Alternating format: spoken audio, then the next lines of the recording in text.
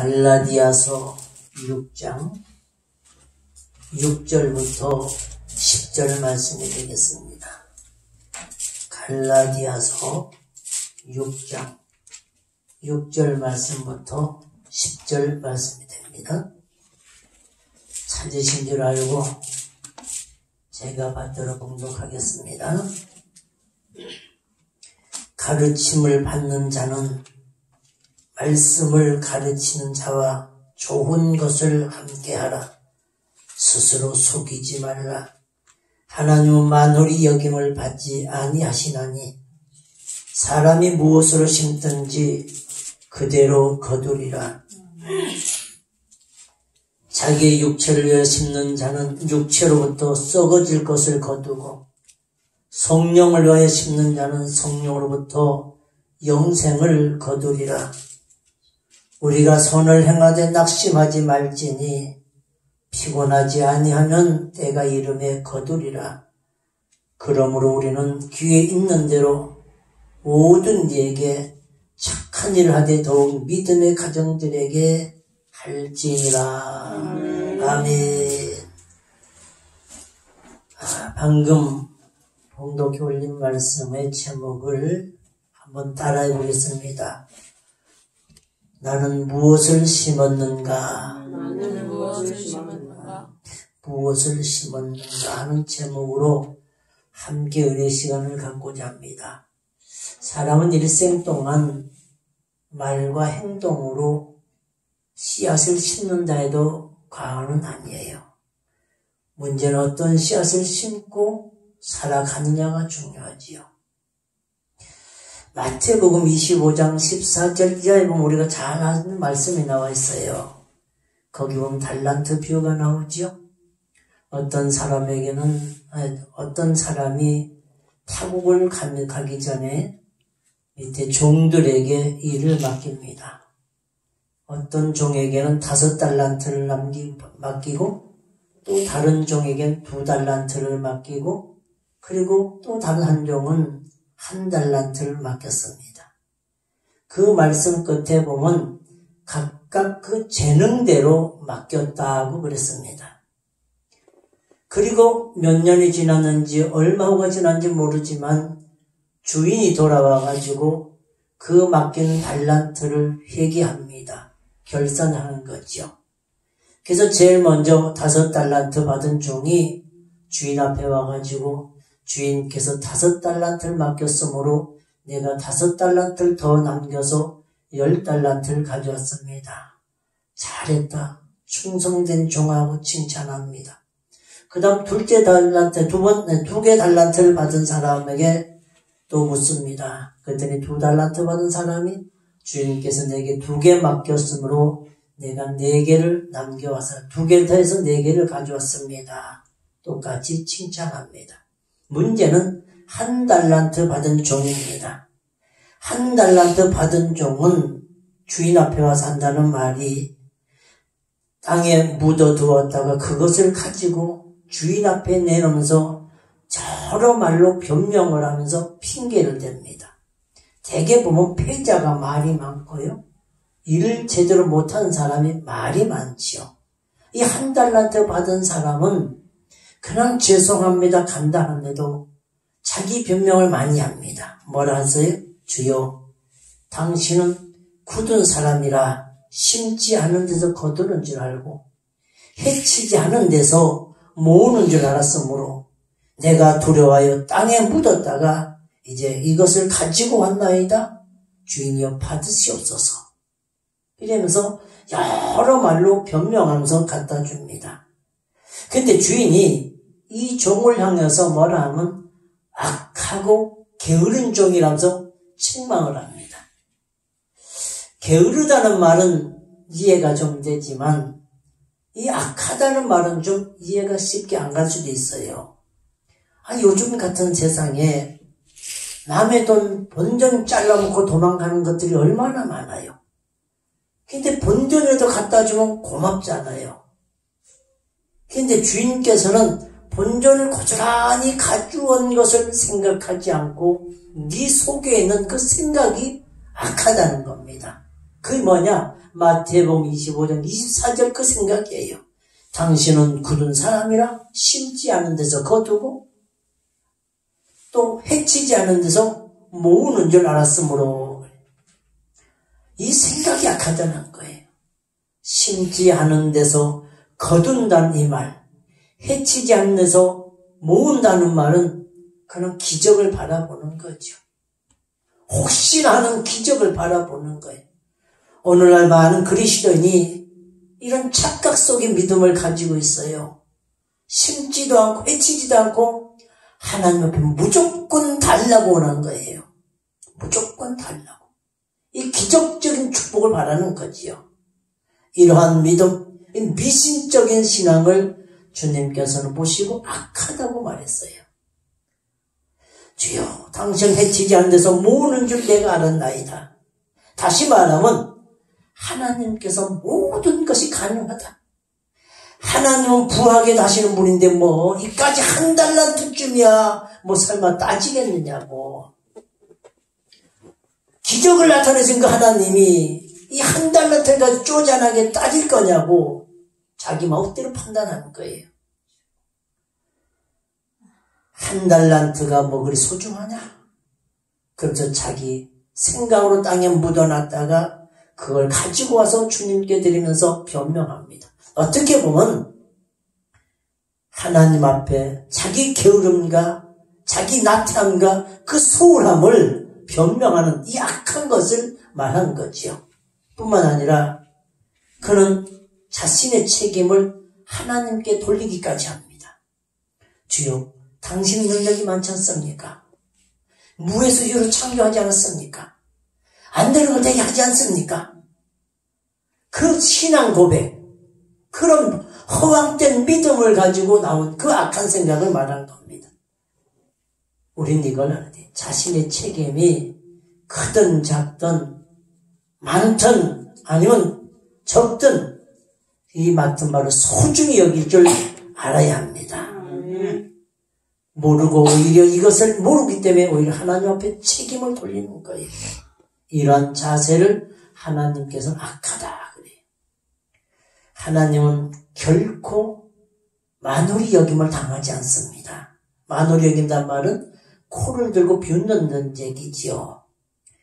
마치 하나님 안 계시는 것처럼, 하나님 없는 것처럼, 하나님의 역사가 없는 것처럼, 하나님은 영원히 침묵하시는 것처럼 행동하는 그 신앙, 그것이 바로 하나님을 만홀히 여기는 신앙입니다.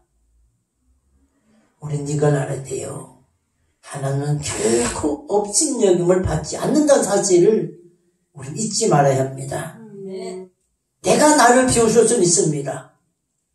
이웃이 나를 비웃을 수는 있습니다. 그러나 하나님께서는 결코 만홀히 여김을 받지 않습니다.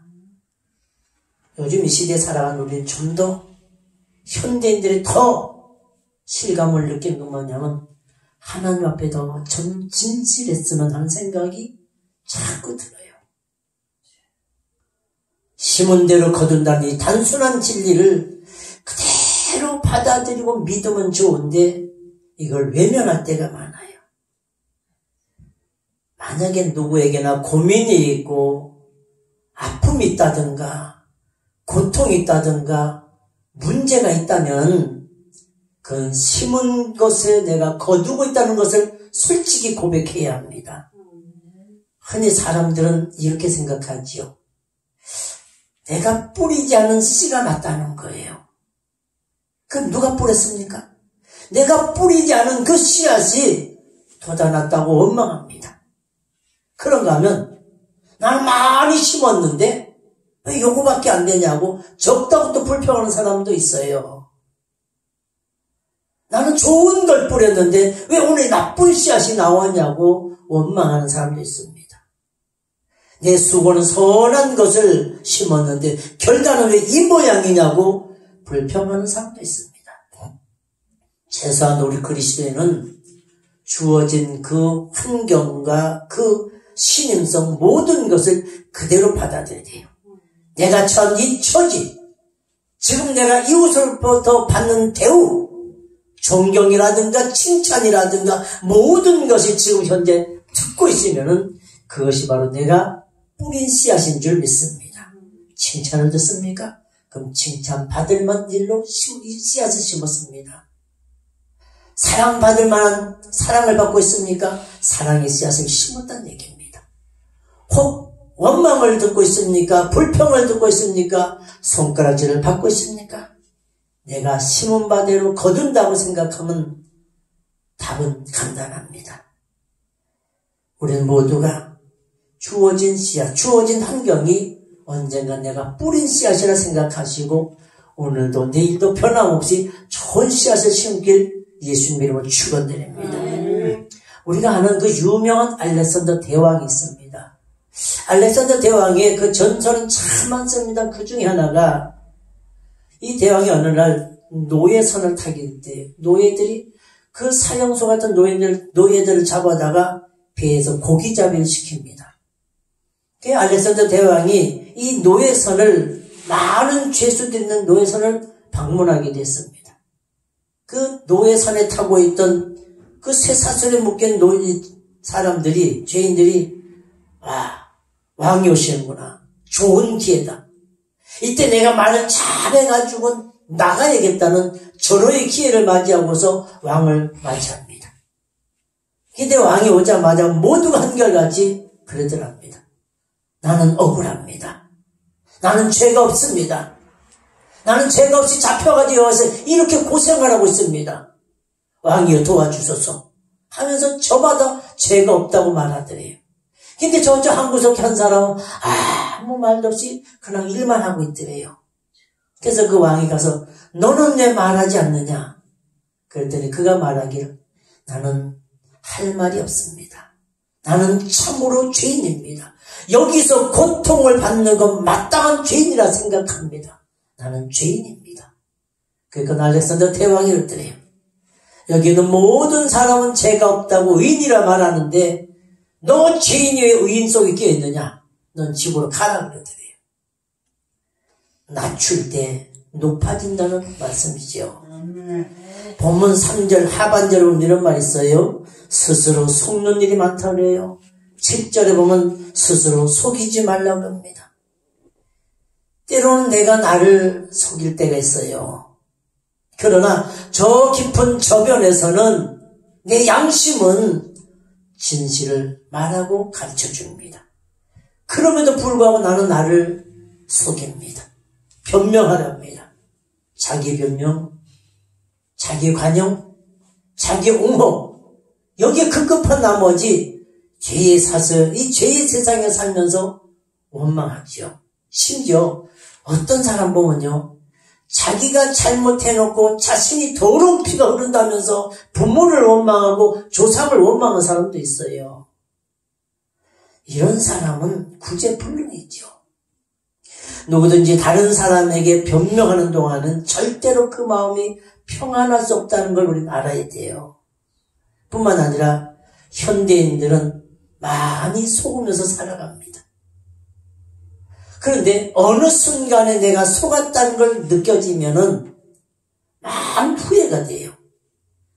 남에게 속는 것도 속상하지만 자신에게 속았다는 건, 나 자신에게 속았다는 걸 알게 되면요, 너무너무 후회스러운 가슴 칠 일이 한두 번이 아니에요. 뭔가 좀 아는 줄 알았는데 막상 그 자리 가니까, 알아야 할 자리 가니까 아는 게 하나도 없어요.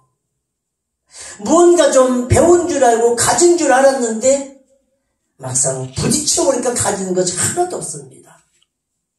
나는 뭔가 좀 된 줄 알고 자부심을 가지고 살았는데 막상 부딪히고 나니까 된 것이 하나도 없어요. 난 이 정도 가졌으면 남들이 좀 부러워할 정도로 가졌으니까 행복하다고 생각할지 모르지만 알고 보니 그것도 자신에게 속고 있었습니다. 언젠간 스스로 속았다는 걸 알게 될 때 그는 불행한 사람이라는 걸 스스로 느끼게 되는 겁니다. 오늘 해주신 말씀 7절에 보면 사람이 무엇을 심든지 그대로 거두리라 하는 말씀이 있어요. 심는다는 것과 거둔다는 진리, 이게 연관성을 지어주는 말씀이에요. 심는 것과 거두는 것, 파종과 추수는 절대적 관계를 가지고 있습니다. 추수는 심판을 뜻합니다. 이건 내 뜻대로 할 수 있는 것이 아니지요. 하나님의 역사인 줄 믿습니다. 심는 것은 내 자유예요. 콩을 심든지 팥을 심든지 뭘 심든지 악을 심든지 독을 심든지 미움을 심든지 심는 건 내 자유예요. 근데 거두는 건 내 자유가 아닙니다. 무엇을 심었든지 일단 거두어드려야 돼요. 불가피하게 필연적으로 거두어드려야 합니다. 이 거두어드리는 일은 심판이에요. 내가 결정한 게 아닙니다.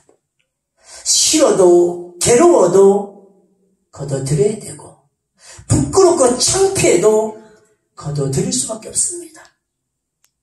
이것이 진리며 하나님이 내리시는 심판이며 또 하나의 결과인 줄 압니다. 봄에 심어서 가을에 거두고 젊어서 심어서 나이가 들어서 거두게 돼요.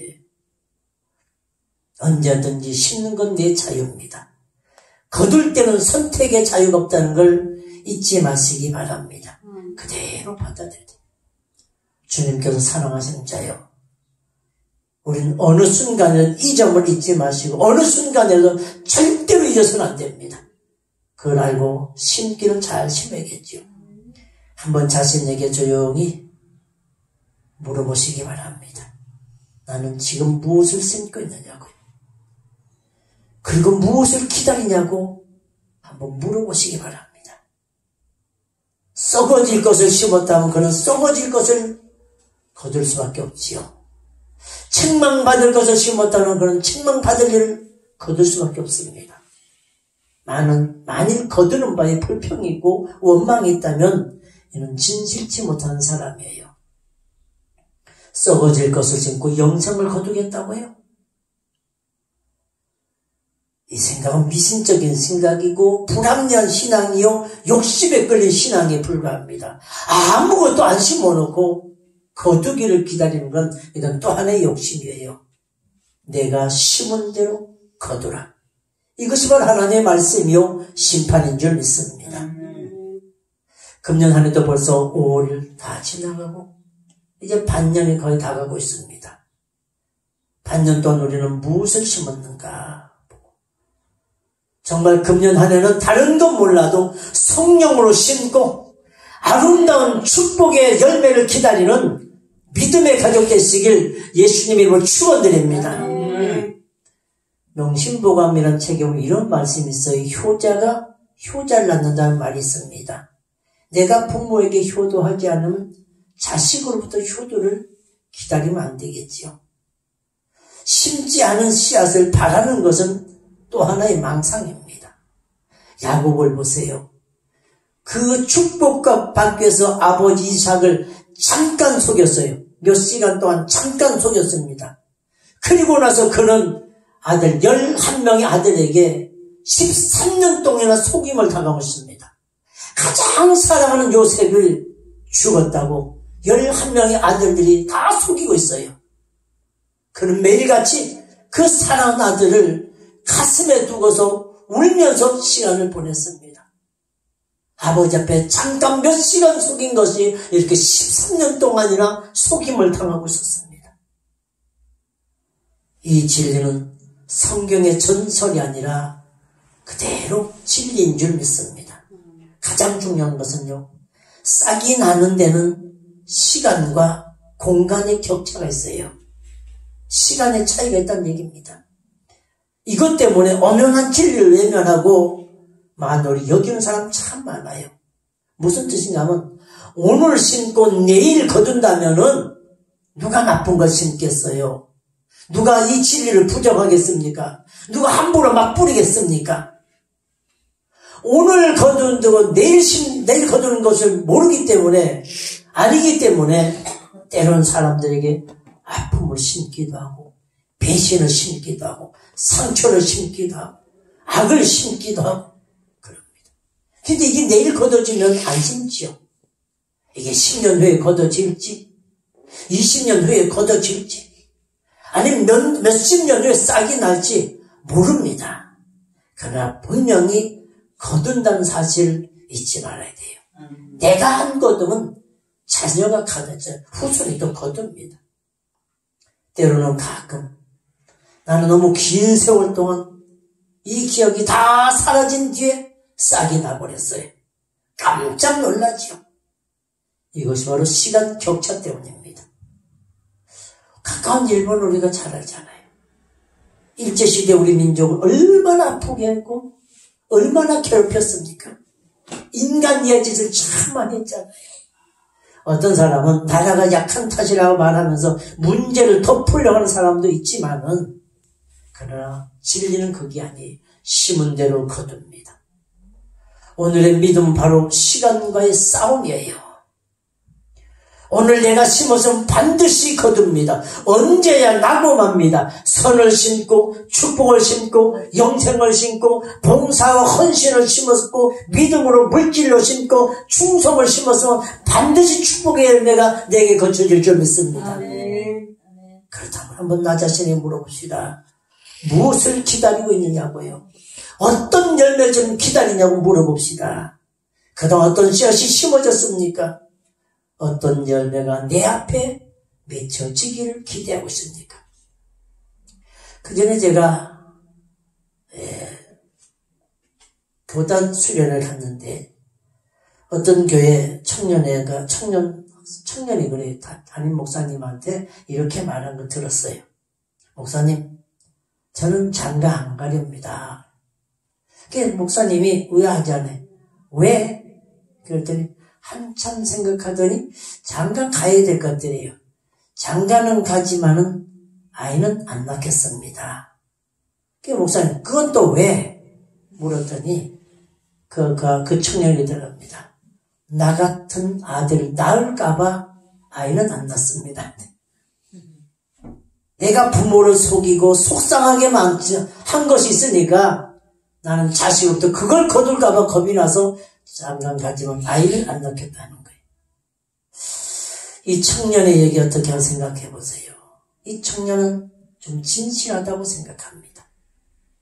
내가 부모를 속였고 내가 부모를 속상했으니 틀림없이 나 같은 아들이 태어날까봐 두려워서 안 낳는다. 주님께서 사랑하신 자요, 우리는 어떻게 생각하고 있습니까? 오늘 지금 현재 내 앞에 닥친 이 현실을 어떤 열매가 보여집니까? 그리고 어떤 열매가 맺혀지길 바랬습니까? 내 앞에 놓인 이 씨앗이 죄악을 심어놓고 거두는 싹입니까? 의를 심어놓고 거두는 싹입니까? 죄악을 심어놓고 싹이 날까봐 마치 형사에게 쫓기는 죄수처럼 불안에 떨면서 조마조마한 마음을 가지고 작은 일 하나 터지면 아이쿠 하면 여기서 싹이 나는 거 하면서 공포와 두려움에 떨면서 살진 않는지요? 아니면 의와 충성과 헌신과 선과 감사와 물질을 심어두고 내 오늘날과 내일 싹이 날까 하면서 그 언젠가 맺혀진 아름다운 화평의 열매, 평강의 열매, 영생의 열매, 의의 열매를 기다리면서 오늘 내일 한 사람의 농부처럼 인내를 가지고 기다리고 있습니까? 이제 반년밖에 안 남은 이 반년 동안 우리는 점점 더 깊이 한번 생각해가면서 하나님 앞에 뭔가 의로운 씨앗을 심길 주의 이름으로 축복합니다. 주신 말씀, 결론으로 말씀 맺겠습니다. 오늘 우리에게 주신 말씀, 나와는 상관없다. 나는 지금까지 내가 생각해도 좋은 씨앗만 심었다. 라고 생각하면서 세월 흘려보내지 말아야 합니다.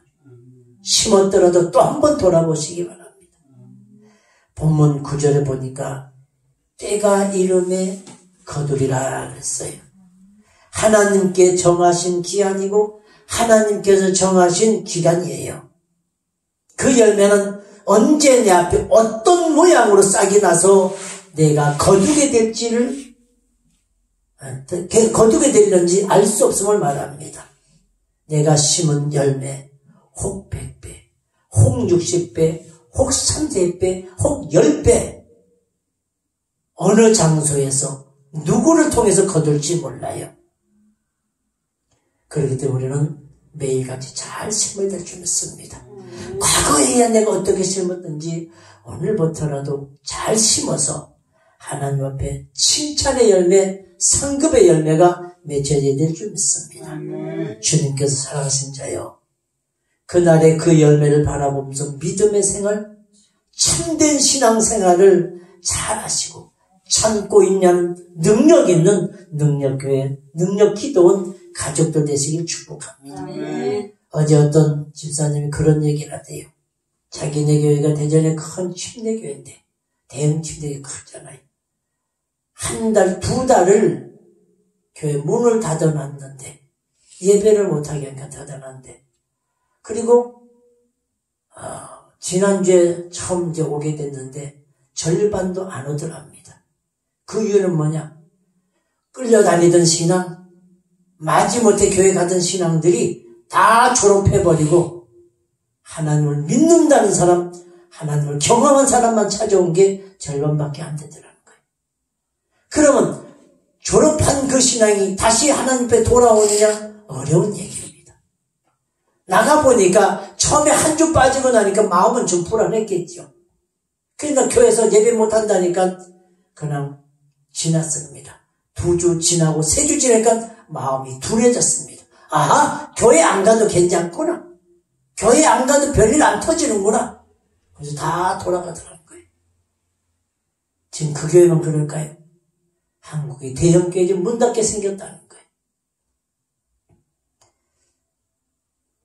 우리가 현재 우리 바라보는 이 시점에서 큰 교회든 작은 교회든 신앙생활 오래 한 사람이든 작게 한 사람이든 지금 싹이 어떻게 크고 있고 어떤 열매가 내게 주어지는 것을 잘 봐야 합니다.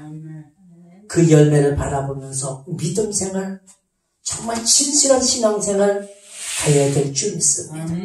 시편 126편 5절에 보니까 눈물 흘리며 씨를 뿌린 자는 기쁨으로 그 단을 가지고 오리라 그랬어요. 남이 알든 모르든, 남이 알아주든 안 알아주든, 이름도 없이 빛도 없이 선과 의와 진실과 감사와 충성과 헌신과 전도의 씨앗을 심고 기도로 심었다면 언젠가 반드시 좋은 열매, 상급의 열매, 충성의 열매가 맺힐 줄 믿습니다. 순교적 신앙이란 뭡니까? 이 세상에 심고 빛을 못 보고 죽었지만 하나님께서 거두게 하는 것이 순교의 신앙입니다. 설사 이 세상 이렇다 할 빛을 보지 못하고 이 세상에 순교를 갔다 할지라도 하나님 나라에서 영원히 거두는 영광의 면류관이 있습니다. 그렇기 때문에 그들은 십자가 앞에서 묵묵히 순교하는 겁니다. 참고 영광의 씨앗을 우리는 반드시 거둬야 될 줄 믿습니다. 말씀 끝내기 전에 한 번 더 말씀드립니다만, 지금까지 무슨 씨앗을 뿌렸고 어떻게 가꾸고 있는가, 그 열매는 어떤 것이라고 기다리고 있는지 한번 생각해 보시기 바랍니다. 올 한 해가 다 가기 전에 하나님이 기뻐하시는 일 한 가지만이라도, 작은 것이라도 선의 열매라 보여지면은 심으시길 축원합니다. 오늘 주신 말씀 7절과 8절 우리 같이 합독 한번 하고서 마치겠습니다. 7절과 8절도 시작. 스스로 속이지 말라. 하나님은 만홀히 여김을 받지 아니하시나니 사람이 무엇으로 심든지 그대로 거두리라. 자기 육체를 위하여 심는 자는 육체로부터 썩어질 것을 거두고 성령을 위하여 심는 자는 성령으로부터 영생을 거두리라. 아멘. 기도하겠습니다.